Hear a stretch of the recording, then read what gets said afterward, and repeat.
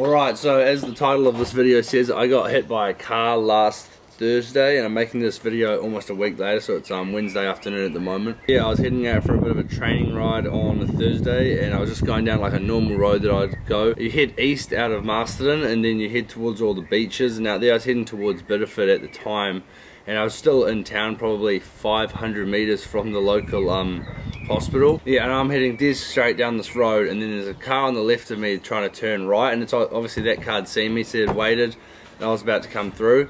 And then another car came straight through here, and then as I got to that point in the intersection, that car just T-boned me and threw me into the middle of the road. So yeah, I got pushed into the other lane. Luckily there wasn't any oncoming cars or trucks coming, because then we'd have a bit of a different video to make, because I might have been dead then. Once I picked myself up off the ground, my bike was probably about 2 meters to the left of me, and both my drink bottles were being completely ejected out of my bike, and then one of them was like probably 10 meters to the left, and then one was about 15 meters to the right, just bang straight into the other gutters on the other side of the road. There's a few people from the cycle club that were just around at the same time, so they witnessed the crash. I did have a few witnesses, and at the time I just wanted to just get out of there and get all my wounds sorted. I put up a photo of all the wounds. I had like a few down my arm, and then one on my hand which is there, which is just slowly healing, and a few down my hips, and obviously I ripped my cycle shorts and stuff.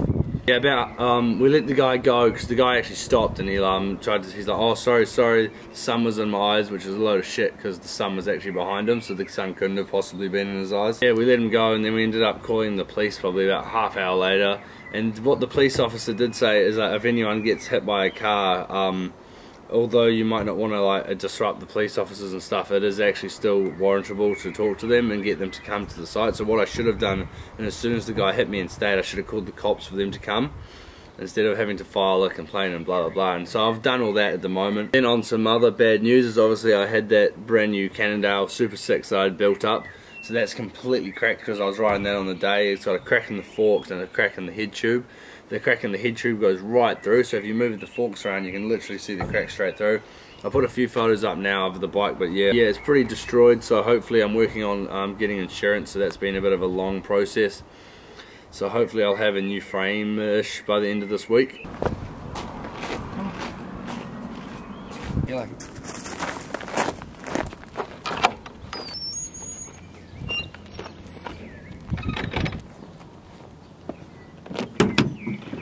Come on.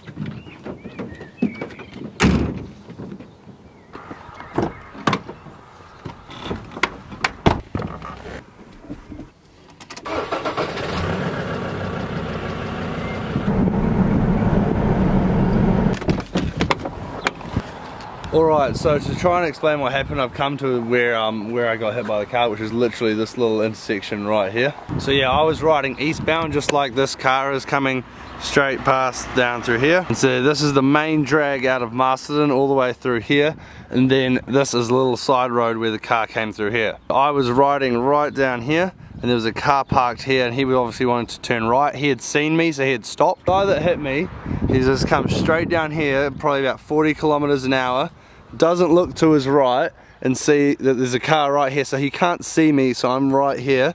He just comes straight out, so then he just comes straight out here and just bowls me into the middle of the road, and I landed probably about here.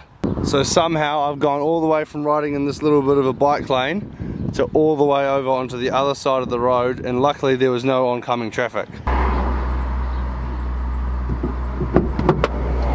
So yeah, this road basically has traffic on it all day long. So as you see, I got hit onto the other side of the road, and if there'd been a logging truck, like literally since I've been making this little clip, there's probably been 4 or 5 big trucks go past in the last 5 minutes.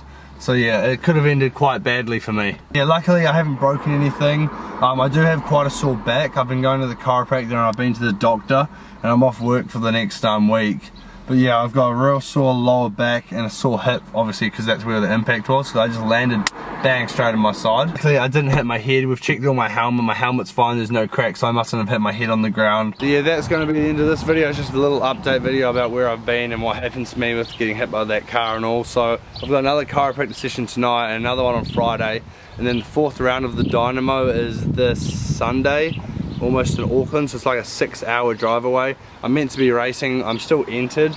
I've still got my other chapter 2 bike, so I could race on that, so depending on how I feel, I'm going to take my bike up there, see how I feel, and then I might be on the start line on Sunday, or I might be in the team car.